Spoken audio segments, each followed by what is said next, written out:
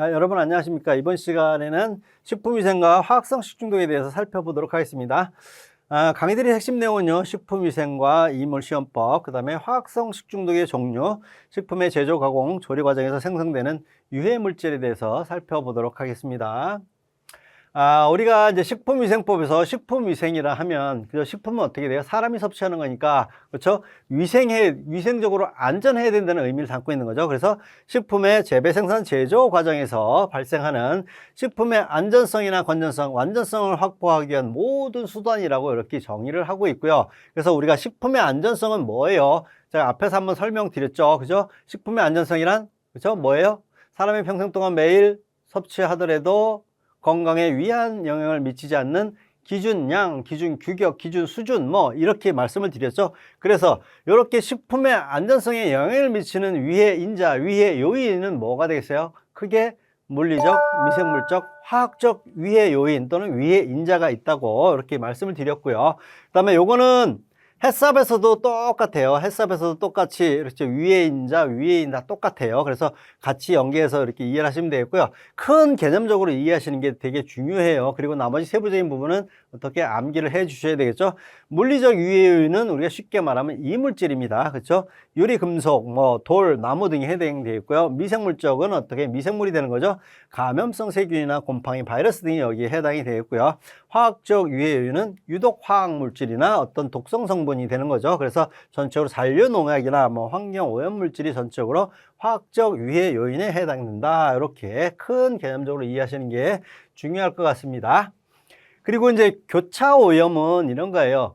오염되지 않은 식품과 오염된 식품이 있을 때 이 오염된 식품으로부터 오염되지 않은 식품을 어떻게 오염시키는 걸 우리가 교차 오염이다 이렇게 표현을 하고 있고요.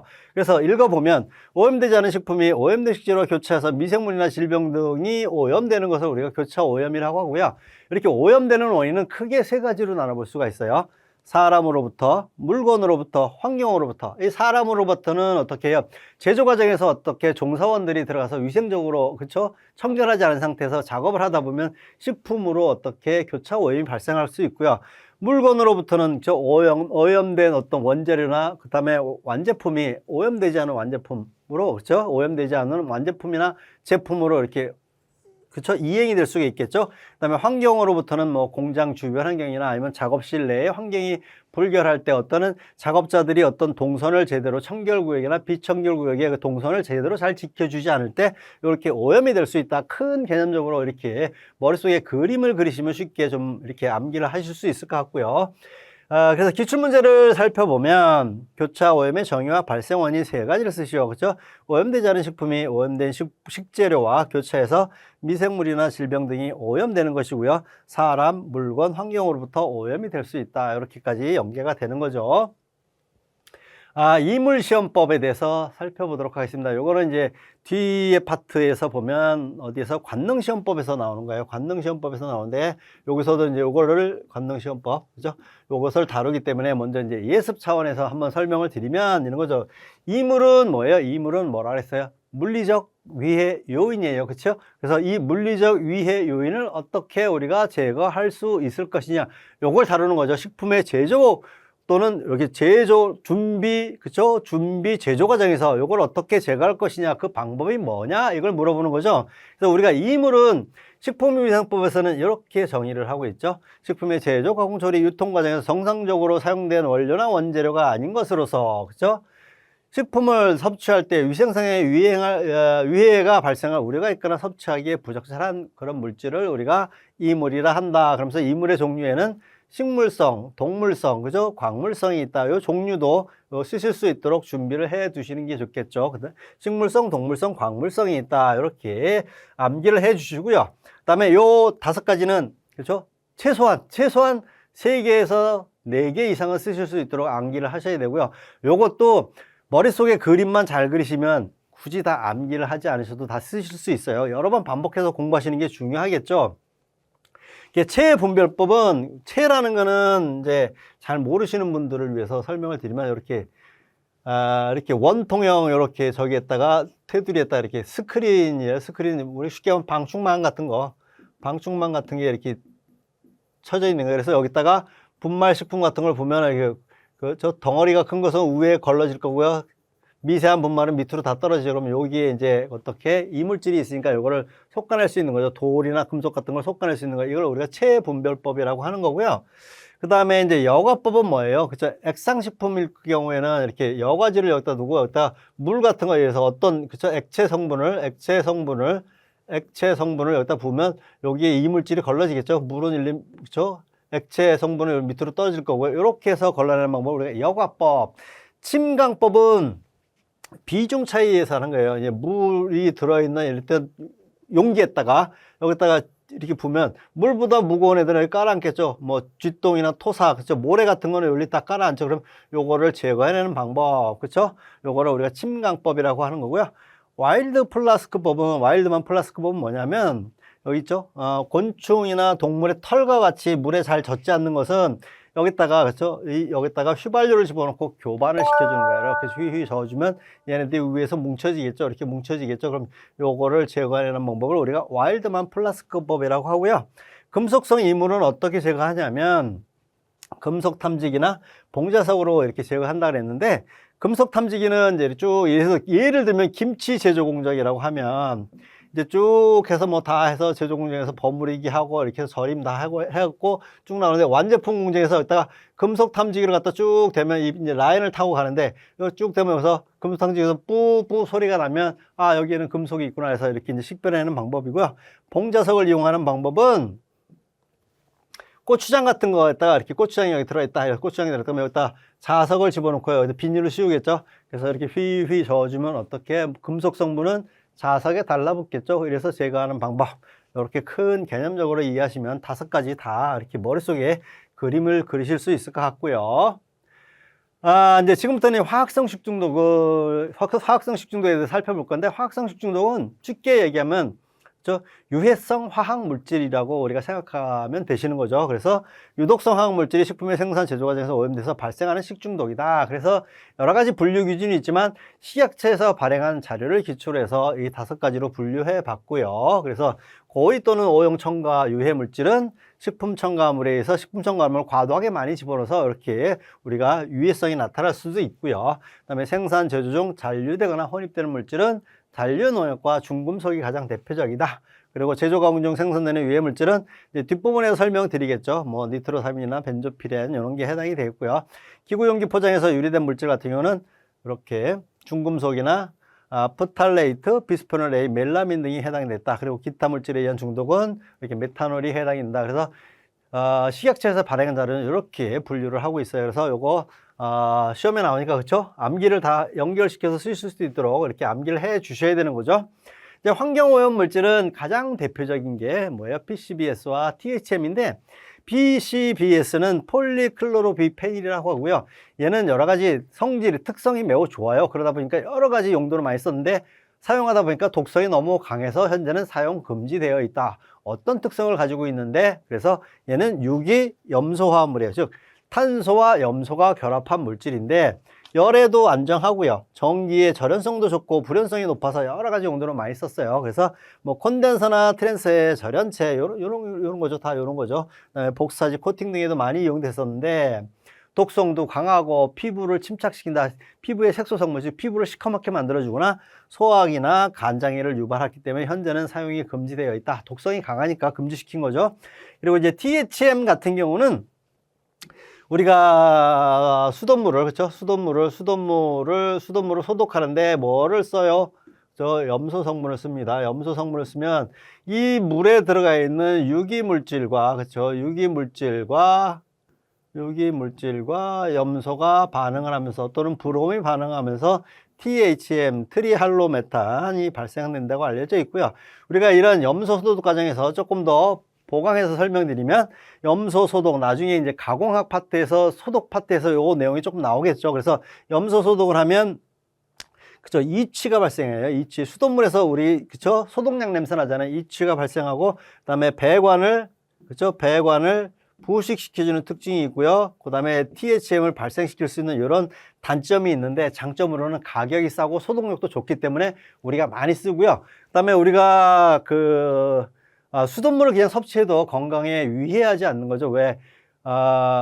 사람이 평생 동안 매일 섭취하도록 건강에 유의하지 않은 그쵸? 그 양보다 낮게 들어가 있기 때문에 그쵸? 어떻게 유의하지 않은 거예요. 그래서 우리가 수돗물을 섭취해도 크게 건강에 유의하지 않다고 그러는 거예요. 그래서 이 염소를 많이 집어넣으면 어떻게 THM도 많이 발생하니까 유의하겠죠. 그렇지만 그 양을 조절해서 기준과 규격보다 밑으로 이렇게 조절을 잘 하고 있기 때문에 우리가 사람이 수돗물을 어떻게 평생 동안 매일 섭취하더라도 건강에 유의하지 않다. 이렇게까지 식품의 안전성과 연계가 같이 되는 거예요. 그래서 기준은 이렇게 된다. 이렇게 이해하시면 되겠고요. 그래서 염소를 이용해서 수돗물을 소독하면 THM이 발생될 수도 있다. 이렇게까지 이해를 해 주시면 될 것 같아요. 금속 오염물질은 뭐 여러 가지가 많이 있는데 이제 가장 대표적으로 많이 다루는 게 이 네 가지고요. 이것도 이제 다 특성이니까, 그죠? 특성이니까 암기를 해 주셔야 되는 거죠. 그래서 납 같은 경우는 우리가 이제 이렇게 이 범람기구 같은 거 이제 금속 표면에 유리질 유약을 피복시킨 거거나 뭐 도자기 유약으로 쓴다 그랬는데 결국은 도자기 같은 경우는 반짝반짝반짝하게 하기 위해서 이렇게 쓰는 게 주로 납성분이 여기 들어가 있는데 요게 잘못하면 어떻게 녹아내려서 식품으로 오염되고 이거를 사람이 섭취하면 어떻게 중독이 될 수 있다는 거예요. 납 중독이 발생할 수 있고 납은 주로 뼈에 축적이 돼서 그렇죠? 빈혈이나 이렇게 기억력 상실 등을 유발할 수 있다고 이렇게 알려져 있어요. 납은 이런 데도 다 같이 들어가 있습니다. 농약에도 납을 써요. 그리고 이제 카드뮴과 수은과 비소 같은 경우는 축적되는 장소가 똑같아요. 간과 신장에 축적이 된다. 이렇게 암기를 해 주시고요. 카드뮴 같은 경우는 1급 발암 물질이에요. 독성이 매우 강합니다. 독성이 매우 강해요. 그래서 식품용 기구나 용기, 건전지 안료나 코팅이나 도금 등에 주로 사용하는데 이 용출이 돼서 식품에 오염된 걸 사람이 섭취하면 이렇게 카드뮴에 중독이 될 수 있고요. 장기간 이렇게 축적이 됐을 때는 체내에 칼슘 불균형을 초래해서 코를 이렇게 열화시키는 골연화증을 초래할 수 있다고 알려져 있고요. 그다음에 카드뮴 중독증은 이타이병이다. 그래서 이거 이제 암기하실 때 이렇게 암기하시면 좀 도움이 되겠죠. 카드 있다. 그 다음에 여기 수은 미나마타병이라는데 수미 카드 있다. 이렇게 암기하시면 좀 헷갈리지 않을 것 같아요. 그다음에 이제 수은에 대해서 살펴보면 수은은 크게 이제 무기수은과 유기수은으로 나눠볼 수 있는데 무기수은 같은 경우는 휘발 및 배설이 용이하기 때문에 유해하지 않은데 이 무기수은이 체내에 들어가면 뭐로 바뀐다? 미생물 같은 거에 의해서 유기수은으로 바뀌기 때문에 위험한 거예요. 유기수은은 우리가 메틸수은이라고도 하는데 얘는 체내 흡수율도 좋고 체외 배출이 어려워서 방광기가 매우 길다. 그래서 방광기는 어떤 독성 물질이 절반으로 줄어드는 데까지 소요되는 시간을 우리가 방광기라고 하는 거예요. 그래서 이 방광기가 매우 기니까 체내에 들어가서 오랫동안 남아 있으니까 그렇죠. 많이 유해한 거죠. 그리고 이렇게 오염되는 경로는 수은이 유출되면 이제 바다로 들어가서 어패류가 이걸 섭취하고 사람들이 그 어패류를 섭취하면 결국은 어떻게 수은 중독 등이 발생될 수 있고요. 우리가 수은 중독 등은 미나마타병이다. 그래서 수미 카드 있다. 그리고 얘는 간과 신장에 축적될 수 있고 손해의 기능을 마비시킬 수 있다. 그다음에 비소 같은 경우는 재련소 농약 등에 사용된 비소가 이렇게 하천으로 오염되면서 요거를 갖다가 사람이 섭취하게 되면 결국은 어떻게 비소에 이렇게 오염이 되는 거죠. 그래서 간과 신장 등에 축적이 될 수 있고 암을 유발할 수도 있다. 이렇게 이해하시면 되겠네요. 다음은 이제 뇌 분비계 장애 물질에 대해서 살펴보도록 하겠습니다. 큰 개념적으로 먼저 설명을 드리면 이 이제 외부 환경에 있는 이런 뭐 다이옥신이나 프탈레이트나 비스페놀 같은 이런 물질이 사람 체내에 들어오면 이거를 우리 사람 체내에서는 그렇죠 뭐로 인식을 하냐면 호르몬으로 인식해요. 그래서 이 뇌 분비계를 교란을 시켜주는 거예요. 얘네들이 들으면 교란해서 이 체내에서 호르몬이라고 같이 작용하는 거예요. 그러다 보니까 그 여성의 불임도 발생하고 남자의 정자수의 감소나 뭐 이상한 현상이 발생하는 이런 환경 호르몬 물질인데 외부로부터 들어온 거예요. 그래서 외인성 물질이다. 큰 개념적으로 이렇게 이해를 하시면 크게 어렵지 않아요. 용어는 되게 어려운데 큰 개념만 이해하시면 크게 어렵지 않다. 읽어볼게요. 환경 중에 있던 물질이 체내에 들어가 호르몬인 것처럼 작용되는 정상적인 호르몬 작용을 방해해서 뇌 분비계 기능의 변화를 일으켜서 본인 또는 그 후손에게 유전적으로도 이렇게 같이 가는 거죠. 건강에 위해한 영향을 나타내는 외부로부터 들어온 이런 물질이다. 이렇게 하고 가장 대표적인 게 요 네 가지이다. 그리고 처음에도 많이 나오죠. 이 네 가지가. 그래서 우리가 이것도 특성이니까 암기를 다 해주셔야 되는 거죠. 그래서 다이옥신 같은 경우는 우리가 염소 화합물이 연소하는 과정에서 발생하는 지용성 독성 물질로 체내에 축적 성질이 있다. 지용성이니까 체내에 들어가면 지방 성분 안에 들어가서 녹는 거죠. 얘가 들어가서 다이옥신이 체내에 들어오면 지방 성분에 가서 녹으니까 오랫동안 축적이 되어 있는 거예요. 그리고 발생 원을 보면 여러 가지 원인이 있는데 그 중에서 95%가 이렇게 PVC 폐기물을 소각하는 과정에서 발생된다고 알려져 있고요. 그 다음에 대표적으로 이제 2378 TCDD 같은 경우는 이렇게 기형아를 출산하거나 뭐 암을 발생시키는 그런 유발 물질로 알려져 있고요. 그 다음에 이제 프탈레이트 같은 경우는 플라스틱을 부드럽게 만들기 위해서 사용하는 이제 화학 첨가제인데 얘도 이제 사용 중지가 돼요. 사용 중지가 됐다는 거는 독성이 강하거나 어떻게 인체에 위해를 많이 끼친다는 거죠. 그래서 사용 중지가 된 거고요.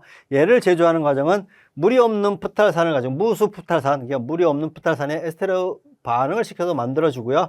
그래서 부드럽게 만들어주는 거니까 장난감이나 화장품을 부드럽게 만들기 위해서 얘를 첨가했던 이런 화학 첨가물인데 현재는 사용 중지가 된 거죠. 이렇게 동물 실험 결과 간암이나 폐 등의 부정적 영향이나 여성 불임이나 정자수 감소 등을 일으키는 거죠. 예, 환경 호르몬인 거예요. 결국은 환경 호르몬, 이거 우리가 내분비 개상의 물질을 환경 호르몬이라고도 하는데 이렇게 연계가 같이 되는 거예요. 그래서 우리가 식품의 표시 및 광고에 관한 법률에서는 랩을 이용한 제품은 100도씨 이하에서 가열해야 된다. 왜? 용출이 될 수 있기 때문에 뭐가 프탈레이트가 그죠? 그다음에 지방이나 알코올 성분이 많은 식품에 들어가면 얘가 또 녹아서 뭐가 발생할 수 있다? 프탈레이트가 발생할 수 있다. 이렇게 같이 연계가 되는 거예요. 그래서 법률에서는 이렇게 정하고 있어요. 랩도 만들 때 프탈레이트 성분이 첨가가 됩니다. 그렇죠? 그러니까 용출이 될 수 있다는 거죠. 그리고 우리가 이제 프탈레이트 같은 경우는 이 비스페놀 A하고 참 많이 헷갈려요. 그렇죠? 부드럽게 만들어주는 애는 성질은 약간 비슷한데, 그렇죠? 얘는 플라스틱을, 그렇죠? 프탈레이트니까 플라스틱을, 비스페놀 A는 A가 들어갔으니까 뒤에서 설명드리겠지만 캔에 어떻게 코팅제로 많이 쓰여집니다. 물론 이제 부드럽게 하기 위해서 어떤 그 플라스틱 제품을 만들기 위해 첨가를 하기도 하는데 요거는 이제 뒤에서 설명을 드려볼게요. 그래서 캔 A, 프탈레이트는 플라스틱 이렇게 해서 연계해서 암기를 해 주시면 조금 더 쉽게 암기를 해 주실 수 있을 것 같네요.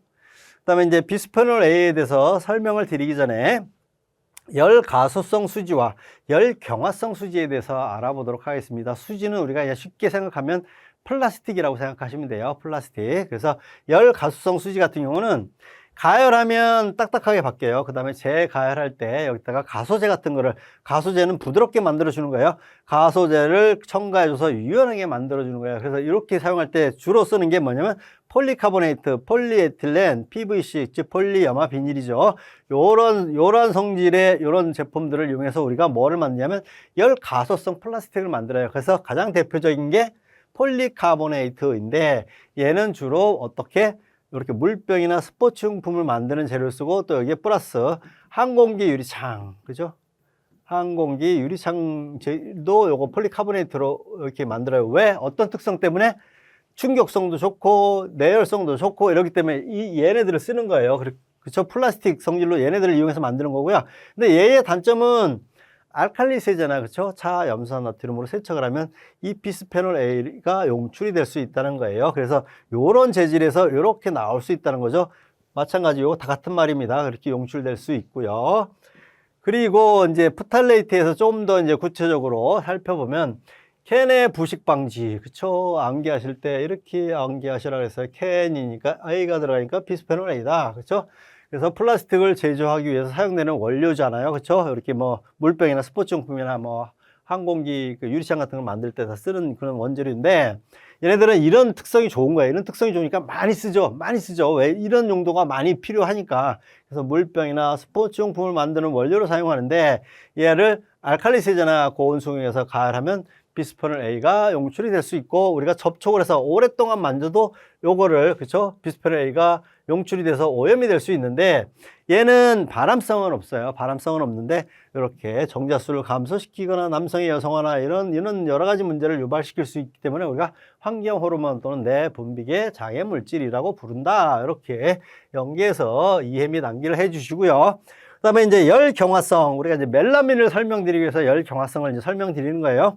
열 경화성은 가열하면 딱딱해져요. 그다음에 재가열하면 형태가 변하지 않은 딱딱한 상태로 그대로 있어요. 그래서 즉 다시 말하면 고온에 강하다. 그래서 우리가 멜라민을 이용해서 어떻게 무엇을 만들었어요? 멜라민 식기를 많이 쓰잖아요. 딱딱한 성질을 그대로 유지하고 있으니까, 고온에서도 딱딱한 성질을 그대로 유지하고 있으니까, 그래서 우리가 이 열경화성 수지, 열경화성 플라스틱을 만들 때는 우리 필기에서 이 내용 많이 나왔어요. 그죠? 페놀과 요소와 멜라민을 이용해서 일단 포름알데히드를 반응을 시키면 내열성도 좋고 강화성도 좋기 때문에 식기나 테이블에 많이 이용을 한다. 그런데 우리가 이제 멜라민을 공부하니까 멜라민에다가 이렇게 포름알데히드를 반응시키면 이런 성질이 있어. 이렇게 많이 쓰는데 얘는 그쵸 유기질소 화합물, 즉 탄소와 질소가 결합한 화합물인데 멜라민은 질소 성분을 많이 가지고 있어요. 그런 특징을 가지고 있고 내열성도, 내수성도, 강화성도 좋기 때문에 이런 용도로 많이 쓰는데 장기간 다량 섭취할 때 우리가 방광결석 또는 신장결석을 유발할 수 있다. 근데 상대적으로 덜 위험하다. 그리고 우리가 식기 같은 걸 많이 쓰잖아요. 멜라민 식기를 많이 쓰는데 그러면 그 위험한 걸 왜 써? 왜 사람이 평생 동안 멜 섭취하더라도 건강에 유해하지 않은 그 기준과 규격 밑으로 범위 내에서 쓰면 크게 문제가 없다는 거예요. 안전성이 있다는 거예요. 그렇죠? 이렇게 같이 연계가 되는 거고요. 그래서 검출 기준은 영유아 식품이나 그 다음에 특수 의료용도 된 식품은 검출이 되지 않아야 되고요. 그 다음에 그 외의 식품은 2.5mg/kg이다. 즉 우리가 일반적으로 보면 뭐 0.01mg/kg 정도를 많이 뭐 이런 내용이 많은데 이건 2.5mg이래요. mg/kg이래요. 상대적으로 이게 위해성이 어떻다? 많은 양을 섭취해도 상대적으로 덜 위험하다. 이런 의미를 담고 있는 거죠. 그래서 멜라민은 상대적으로 덜 위험하고 그다음에 식품에서의 그 기준과 규격은 2.5 ppm이다. 이렇게까지 연계를 하시면 될 것 같아요. 기출문제를 풀어보도록 하겠습니다. 햇삽에서 식품의 물리적 유해 인자의 정의와 종류를 쓰가시오. 물리적은 뭐예요? 이물질이죠. 소비자의 상해나 질병을 일으킬 수 있는 이물질이고요. 이런 종류가 있다고 앞에서 설명을 드렸고요. 식품공인에서 정하고 있는 이물검출법 3가지를 쓰시오. 이런 문제가 출제가 됐었네요. 총 5가지 중에서 머릿속에 그림을 그리시라고 생각했어요. 그죠? 그래서 3개 정도는 쓰실 수 있도록 준비를 해 주시면 되겠고요. 프탈레이트 생성 기작과 사용 목적에 대해서 쓰시오.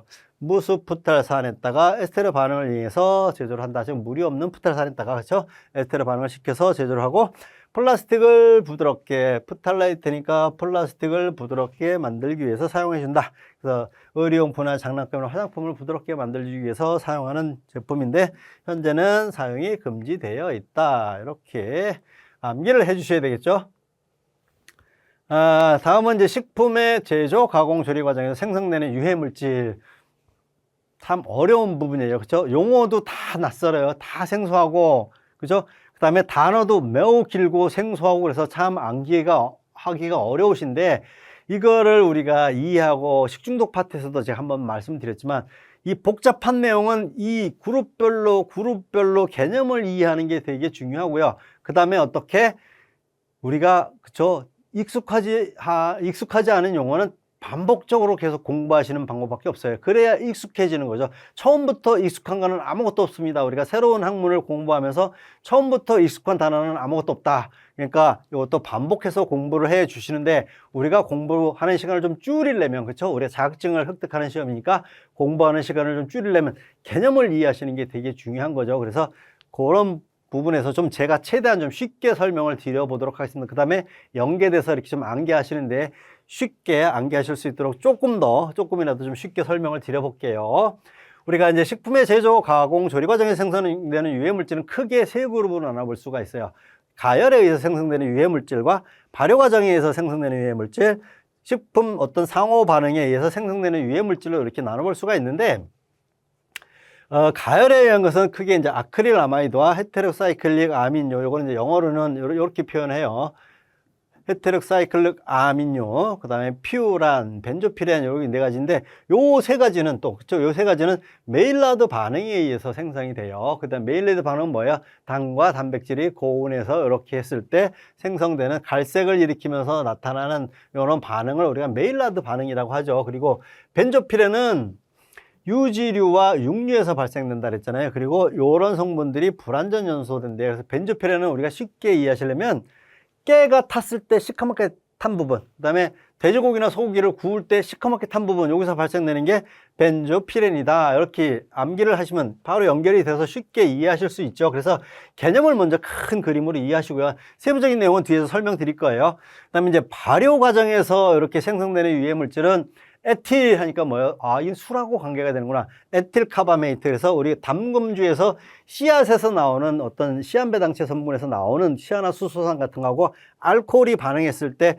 이런 물질이 생기는 거예요. 그래서 아, 에틸 하면 아, 주류구나. 이렇게 바이오제닉 아민이면 아, 이거 미생물에 의해서 발생되는 아민유구나. 아, 그럼 이게 뭐야? 기본적으로 아민이 발생되려면 단백질이 분해가 돼서 아민이 생성되는구나. 뭐에 의해서?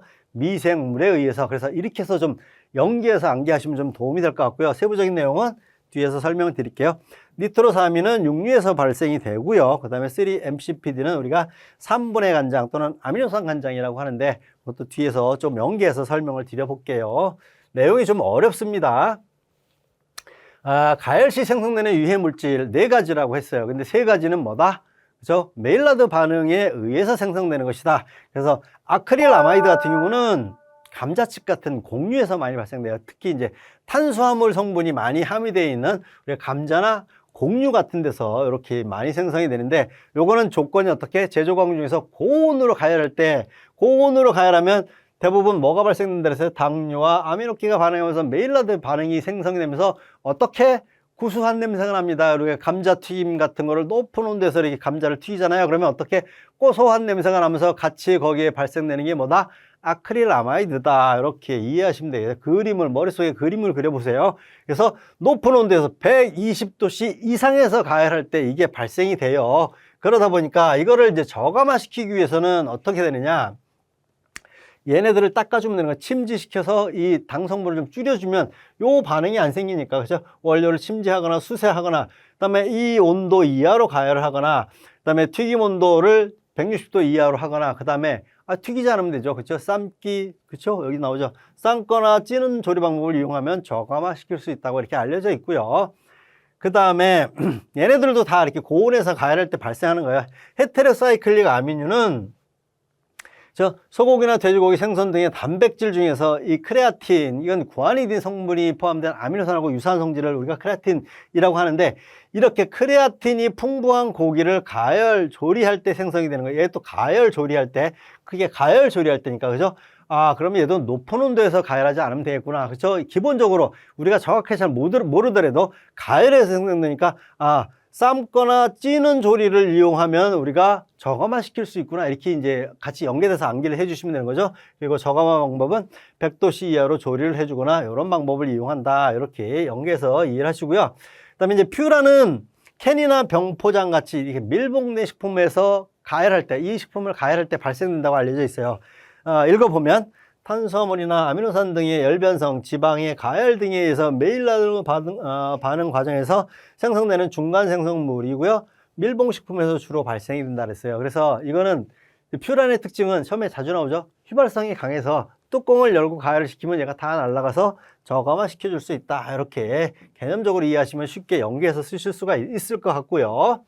그다음에 이제 벤조피렌은 그죠, 고기의 탄 부분, 참깨를 볶을 때 이렇게 탄 부분에서 발생되는 게 벤조피렌이다. 그다음에 소고기 같은 거 이렇게 구울 때 여기 시커멓게 태우면 요게 벤조피렌입니다. 요게 발암성 물질이에요. 발암성 물질. 이렇게 이해를 하시면 되겠고요. 그래서 우리가 탄 고기를 먹으면 그렇죠, 발암성 물질이라고 얘기들을 하잖아요. 이제 이런 같이 연결이 되는 거고요.